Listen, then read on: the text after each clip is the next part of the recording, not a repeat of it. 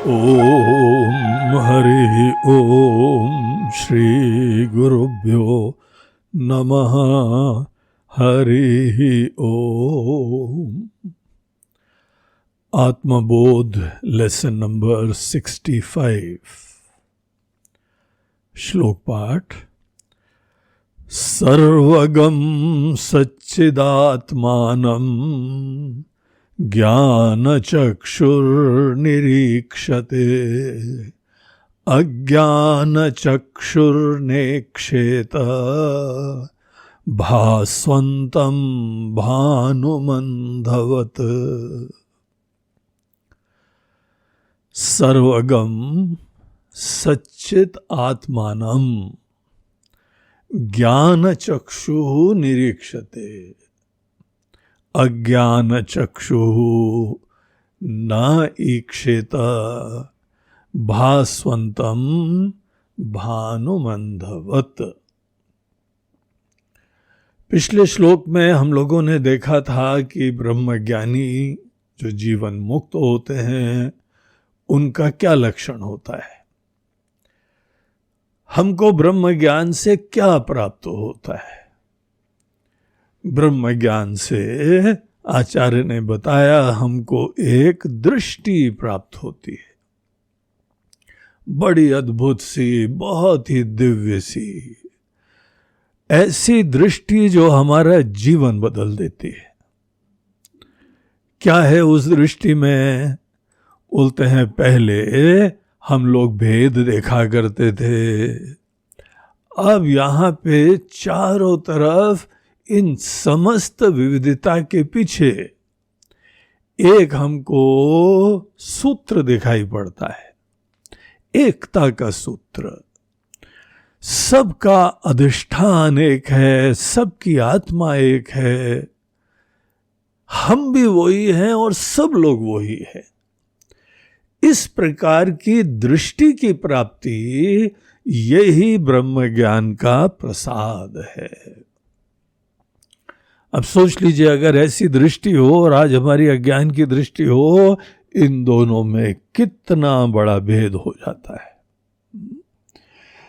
जहां पर हम भेद देखते हैं तो नाम रूपी किस धरातल पे देख रहे हैं। हमारी अवेयरनेस बहुत ही सुपरफिशियल है। अगर हमारी अवेयरनेस बड़ी सुपरफिशियल होती है तो हम किसी का केवल रूप रंग ही देख पाते हैं। कोई जो है थोड़ा सा और देखेगा तो इसी रूप रंग के पीछे जाति धर्म भी देखने लगेगा। साउथ अफ्रीका में कितने वर्षों तक रंग भेद नीति रही। क्या आशय है? वो लोग चमड़े के रंग के अलावा और कुछ किसी चीज को प्रधानता नहीं देते। चमड़े का रंग, उनका गोरा, किसी का काला, वही आदमी के व्यक्तित्व, उसी का ज्ञान, उसकी अकल, उसकी भावना, एज दो सब चीजों का वही सूचक होता है। जो अनेकों लोग भिन्न भिन्न प्रकार के फैशन के अंदर रहते हैं, वो लोग क्या करते हैं? वो लोग भी केवल अपने शरीर को अच्छा बनाने की कोशिश करते हैं। कोई बहुत ही जो है सूटेड बूटेड हो, बड़ा अप टू डेट हो, नाक नक्शा बहुत अच्छा हो, तो आदमी फिदा हो जाते हैं। यहाँ इंदौर में एक फिल्म एक्टर आए, पता लगा रोडें जाम हो गई। कैसे लोग होते हैं उस धरातल पे। हाँ, उसकी कला का भी वो लोग जो है आदर करते हैं, उसके अभिनय का भी आदर करते हैं, लेकिन अभिनय का आदर करना है तो पिक्चर में दिखाई पड़ता है। यहां उसके शक्ल सूरत को दर्शन कर लिया, दर्शन कर लिया। किसका दर्शन करा? केवल जो है ऊपर से जो रूप दिख रहा है, और हो सकता है अगर मौका पड़ जाए तो उनके साथ सेल्फी भी खींचाओ। हमारे नेता लोग हैं, अनेकों के फोटो लगा के बैठे हुए हैं। अब एक सज्जन के हम घर जाते हैं कई बार, तो वहाँ उनके वहाँ पे फोटो लगी हुई है हमारे पूर्व प्रधानमंत्री जी की, उनके साथ खड़े हुए। अरे भैया, शक्ल सूरत जो है वो तुमको दिख रही है, उनकी निकटता से तुम उनके निकट गए हो कभी? उनकी वास्तविकता, उनका विचार था, उनका ज्ञान था, उनकी उदारता थी। पूरे देश के अंदर एकता देख रहे थे और हम केवल सकल सूरत के अलावा कोई देख नहीं पाते। तो हम लोग को शुरुआत में हर व्यक्ति केवल सतही चीज देखता है, यही बोलते हैं अज्ञान के अंदर। अज्ञान का आशय क्या होता है? केवल सुपरफिशियल चीजें ही हमको दिखाई पड़े। और जिसके अंदर ज्ञान हो जाता है, क्या मतलब है ज्ञान का? कि उसको सुपरफिशियल चीजें दिखते के अलावा रूप रंग तो दिखते ही है। कौन बच्चा है, कौन बड़ा है, कौन गोरा है, कोई काला है, कोई गुरु है, कोई सामान्य व्यक्ति है, ये तो दिखेगा ही दिखेगा। लेकिन हमको कुछ और दिखता है। हमको उनका तत्व दिखता है, उनकी आत्मा दिखाई पड़ती है, उनकी असलियत दिखाई पड़ती है।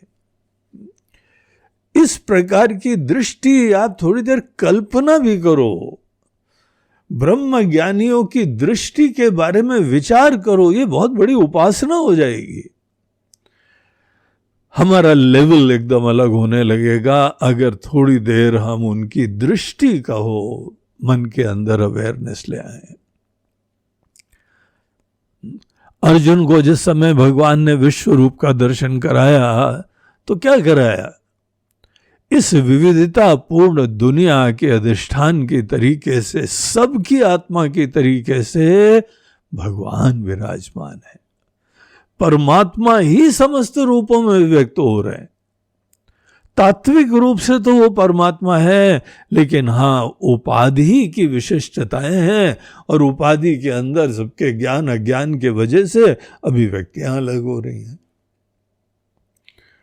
ये हमारा पर्सनल डोमेन है, हम जब चाहें ज्ञान प्राप्त कर लें, लेकिन तात्विक रूप से हर सब व्यक्ति क्या है?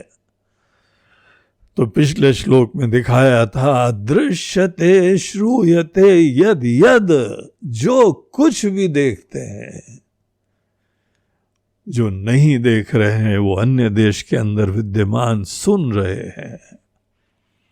दृश्यते श्रूयते यद यद, देखो क्या निश्चय है, क्या शोध हुआ है। जिस शोध का परिणाम यह है, ब्रह्मणः अन्यत् न तद् भवेत्। एक ब्रह्म नामक तत्व है और कोई भी चीज ब्रह्म से अलग नहीं है। ये है तत्व ज्ञान। तत्व ज्ञानाच तद् ब्रह्म सच्चिदानंदम अद्वयम्। ये हम लोगों ने पिछले श्लोक के अंदर चिंतन करा था। अब यहां पे इस श्लोक में क्या बताते हैं कि देखो, यद्यपि हम लोग चारों तरफ जो है वो एक ब्रह्म का साक्षात्कार करने लगे, सबकी आत्मा दिव्य है, देखने लगे, लेकिन यहां पे एक बात की क्लैरिटी होना बहुत आवश्यक है कि ये जो हमको दिखाई पड़ता है, ये आंखों से, मांस चक्षु से नहीं दिखाई पड़ता है। मांस की चक्षु और जितनी इंद्रियां हैं सब बनाई गई हैं केवल भेद देखने के लिए। दुनिया में 5 प्रकार के विषय हैं, शब्द स्पर्श रूप रस गंध। ये 5 विषयों के नाम होते हैं। जिसको देख सकें वो रूप है, जिसको सुन सकें वो शब्द है। तो ये जो 5 प्रकार के विषय होते हैं, हमारी इंद्रियां उनको ही देखने के लिए डिजाइन करी गई है। इसीलिए इंद्रियों के द्वारा तो हम भेद ही देखेंगे, इंद्रियों के द्वारा तो हम विविधता ही देखेंगे। लेकिन यहां पे ब्रह्म ज्ञान में हमारी अकल की चक्षु जगती है, ज्ञान चक्षु। और ये ज्ञान चक्षु का ही जो है भगवान शंकर इसके संकेत करते हैं अपनी तीसरी आंख के द्वारा। भगवान शंकर के माथे में कलाकार लोग तीसरी आंख बना देते हैं। ऐसा कभी भ्रम मत रखना कि आपको कभी भगवान शंकर दर्शन देंगे तो उनका प्रमाण यह होगा कि उनके माथे पे भी एक आंख दिखाई पड़ रही है जो कि हॉरिजॉन्टली जो है वो पलक मारती है, पलक झपकती है, वर्टिकली नहीं, हॉरिजॉन्टली। शिव जी आ गए, शिव जी आ गए। ऐसा बचपना मत रखना, ये प्रतीकात्मक चीज है। भगवान शंकर का भी वही साफ सुथरा स्पष्ट माथा दिखाई पड़ेगा, लेकिन उस माथे के अंदर जो अकल होती है, जो बुद्धि होती है, जो ज्ञान होता है, उस ज्ञान के अंदर कोई प्रकाश हो चुका है। वो ज्ञान का प्रकाश वो समझ की दृष्टि से उससे प्रधानता से देख रहे। एक अज्ञानी आदमी को कंपेयर करें, वो भी इंद्रियों से देखता है, लेकिन उसकी अकल में ये विवेक नहीं है, ये ज्ञान नहीं है। उसकी बुद्धि इस धारणा से कलुषित है कि जो भी आंख दिखा रही है वही सत्य है। सब भयंकर परिणाम होता है कि आप उसी दिन से छोटे हो जाएंगे और सब आपसे पराये हो जाएंगे। और फिर गिने चुने लोग जो आपके शरीर से जुड़े हुए हैं, जो किसी काम से जुड़े हुए हैं, जिससे कोई लाभ हानि से जुड़े हुए हैं, केवल वही आपकी दुनिया हो जाएगी। सोचो कितना भयंकर परिणाम है। केवल आंखों से जो हमको दिखाई पड़ता है उसी को सत्य समझ लेना, ये विनाश का पर्याय है। और बाहर से एकता उत्पन्न करने का कोई अंत नहीं है, उसको कोई मीनिंग ही नहीं है। यद्यपि भावना बड़ी अच्छी हो, अब कम्युनिस्ट देशों में उन लोगों की यही प्रेरणा होती है कि सब समान रूप से सबको सब व्यवस्थाएं प्राप्त हो, शिक्षा प्राप्त हो, भोजन प्राप्त हो, लेकिन वो लोग सतही स्तर के ऊपर ज्यादा प्रधानता देते। सबकी एक ही ड्रेस। पता लगा कि जो उनके माओ से तुंग ने पहना वही एक आम आदमी ने पहना। तो देखो हमारा ये समाजवाद है, हमारा कम्युनिज्म है, सब एक है। अरे भैया, यहाँ पे एकता शारीरिक धरातल पे नहीं होती है। अनेकों महिलाएं हम पुरुष जैसे हैं, हम पुरुष से कम नहीं हैं, इतने नासमझी होती है। तुम्हारी स्त्रीत्व की ऐसी विशिष्टता होती है जो पुरुषत्व में नहीं होती है। पुरुषत्व के अंदर ऐसी विशिष्टता होती है जो स्त्री में नहीं होती है। पहले दूसरे को महत्व दो और उसके उपरांत अपना धर्म छोड़ के उसके रंग में रखो। यहां पे जो भी अभिव्यक्तियां होती हैं, प्रत्येक अभिव्यक्ति के अंदर कोई ना कोई विशिष्टता होती है, और वो विशिष्टता को स्वीकार करना, देखना, उसको समझना चाहिए, और वो होके ही जीवन जीना चाहिए। व्यवहारिक धरातल के ऊपर विविधता एक सत्य है, लेकिन गहराई में देखो वहां पे एकता विराजमान है। तो अध्यात्म जो है वो समाजवाद से बहुत ही डिफरेंट है। यद्यपि वो भी एकता देख रहे हैं, सबको समान आदर देना चाहते हैं यहां पर भी, लेकिन वो सतही धरातल पे, औपाधिक धरातल पे एकता ला रहे हैं। इन प्रिंसिपल उन लोगों की जो बातें हैं वो बड़ी अच्छी लगती हैं सुन के, कि सबको अवसर मिले, सबको आदर मिले, लेकिन ये औपाधिक धरातल पे नहीं हो सकता है। एक बहुत बड़े विद्वान हो और एक अज्ञानी आदमी हो, क्या दोनों का हम समान रूप से जो है व्यवहार में आदर करेंगे क्या? फिर तो हमको ज्ञान की महिमा ही नहीं पता है। किसी ने तपस्या करी, सिद्धि प्राप्त करी, और जस्ट बिकॉज दूसरा भी इंसान है, हम बोले कि देखो सब लोग जो हैं एक ही प्रकार के हैं। ये नासमझी होती है, ये मूर्खता होती है, बेवकूफ़ी होती है, और इसके परिणाम से ही पूरी दुनिया के अंदर संकट होता है।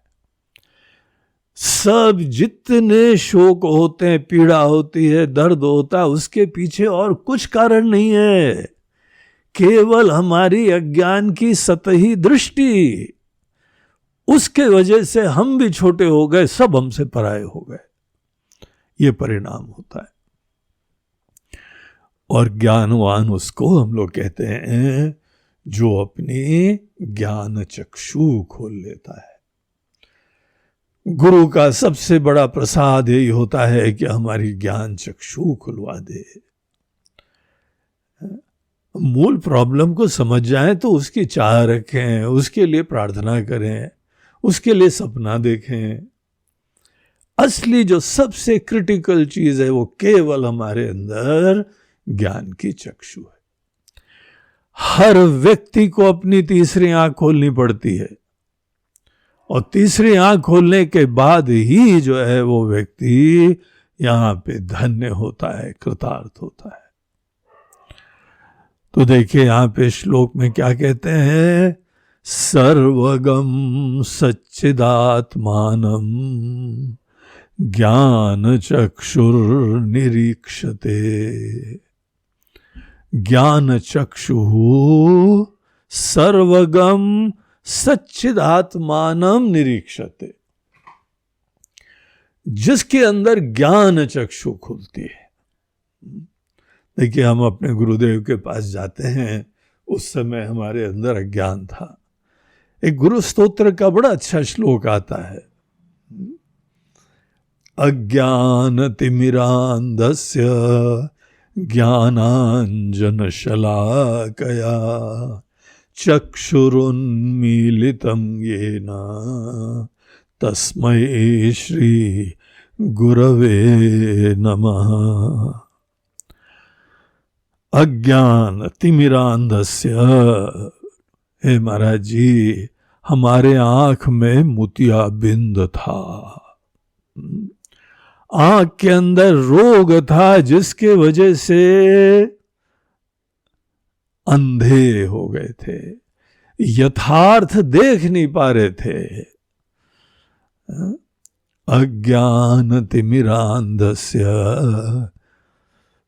हम गुरुदेव के पास गए, पता नहीं उन्होंने क्या दृष्टि दी, क्या ज्ञान दिया, कैसे दिया, लेकिन हमारे अंदर ये तिमिर रोग खत्म हो गया और एक दूसरी दुनिया दिखाई पड़ने लगी।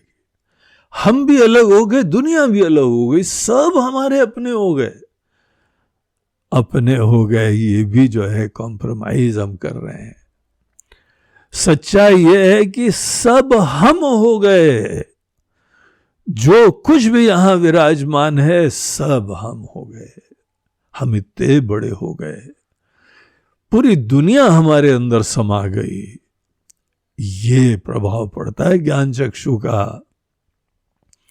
तो यहां आचार्य बोलते हैं सर्वगम।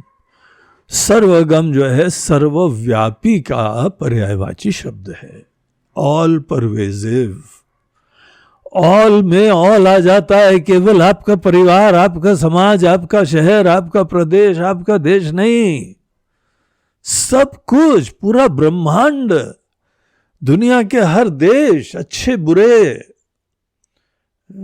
चीनी भी है वो भी सच्चिदानंद है, पाकिस्तानी भी है वो भी सच्चिदानंद है। कोई भी हो, मूल रूप से हम देख रहे हैं कि सब सच्चिदानंद। ये भावना नहीं है, ये हमारी आस्था नहीं बोल रही है, ये हमारी ज्ञान की चक्षु दिखा रही है हमको। शुरुआत में आस्था जरूर रखनी चाहिए, विश्वास से ही कोई भी ज्ञान की यात्रा प्रारंभ होती है।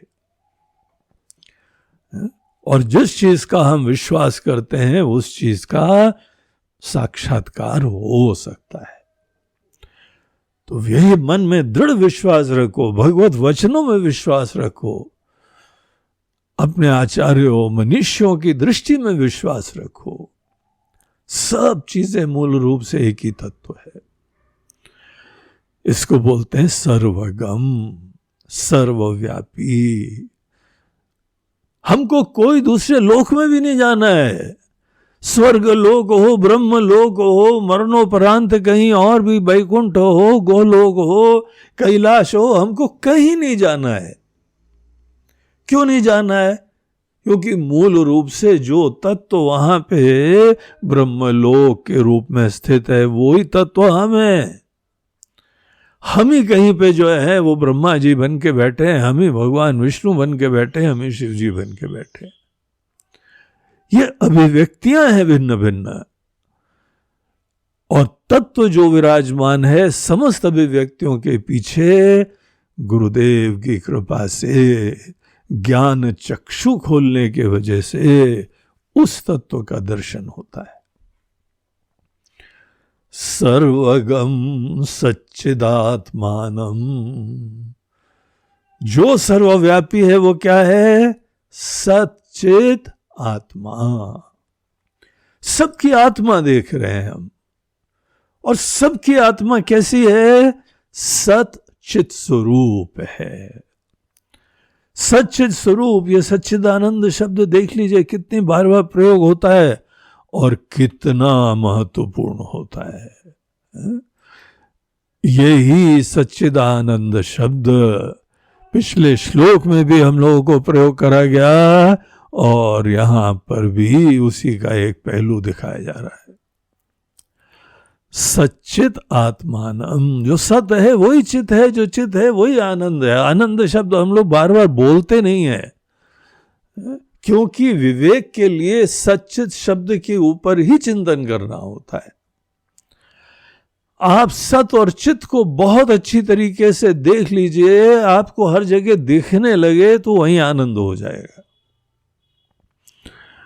तो सच्चिदात्मानम, आत्मा वो होती है जो सबकी कंटेंट होती है।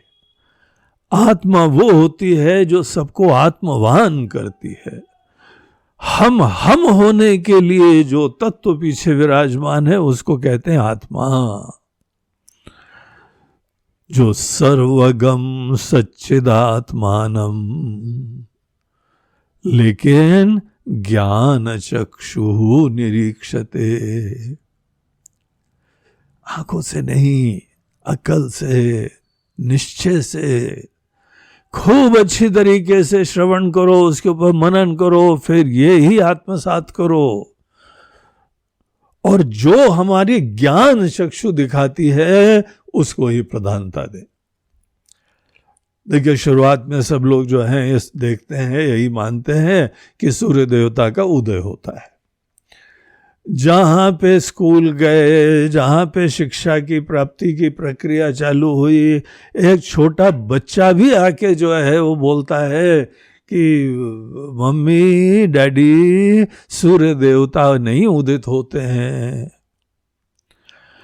उदय जो है वो सूर्य देवता का हमको भासित तो होता है, लेकिन सच्चाई क्या है? हम घूम रहे हैं, न कि सूर्य देवता घूम रहे हैं।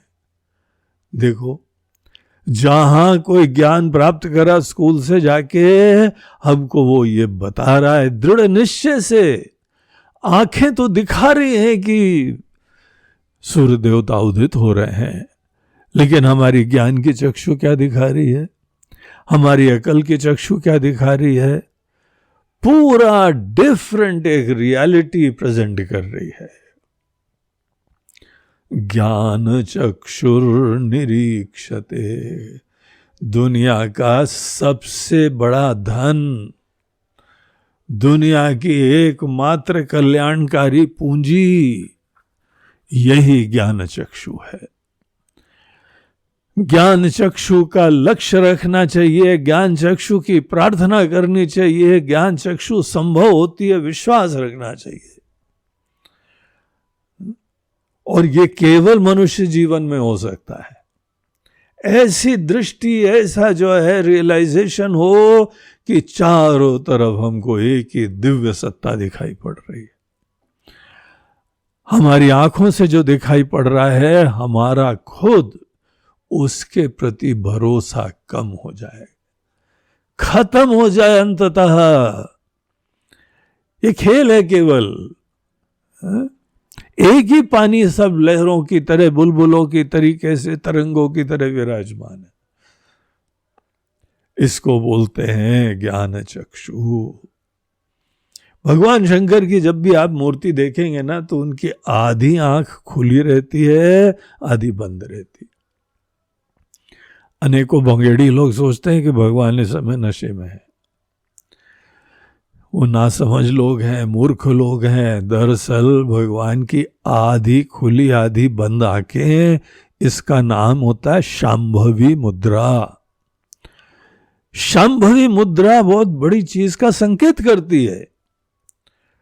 वो ये बताती है कि हम अपनी आंखों से जो देख रहे हैं उसकी भी अवेयरनेस है, और जो आंखें नहीं दिखा रही है, ज्ञान चक्षु दिखा रही है, उसकी भी अवेयरनेस है।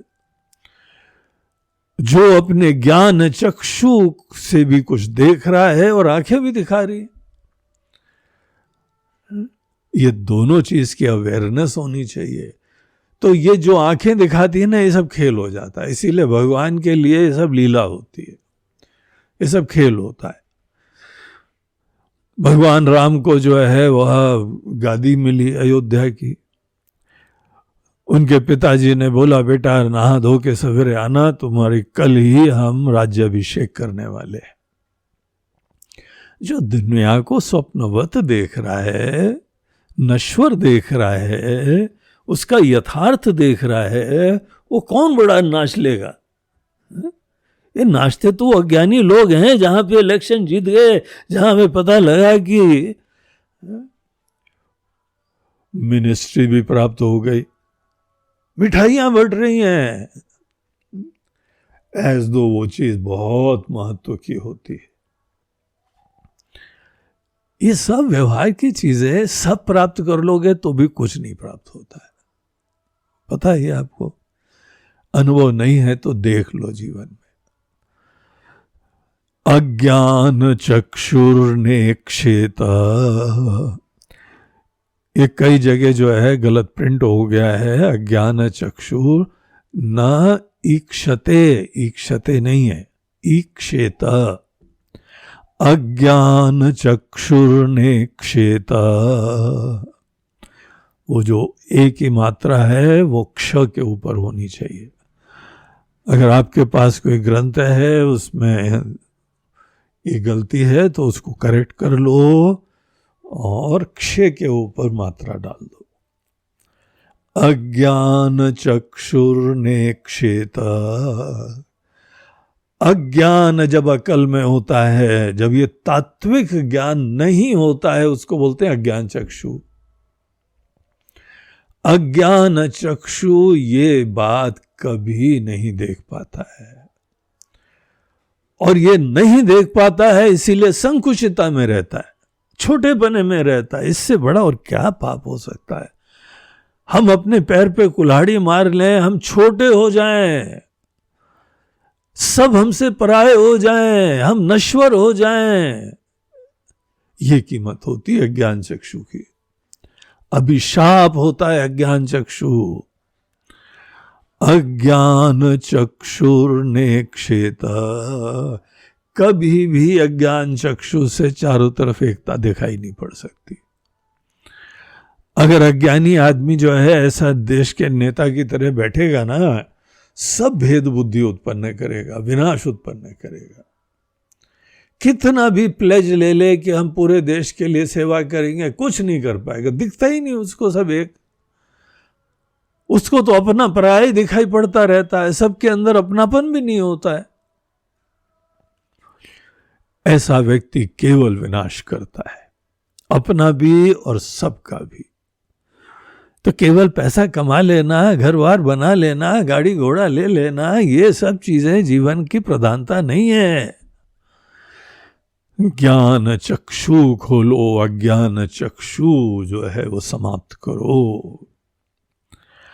अज्ञान चक्षुर्नेक्षेत।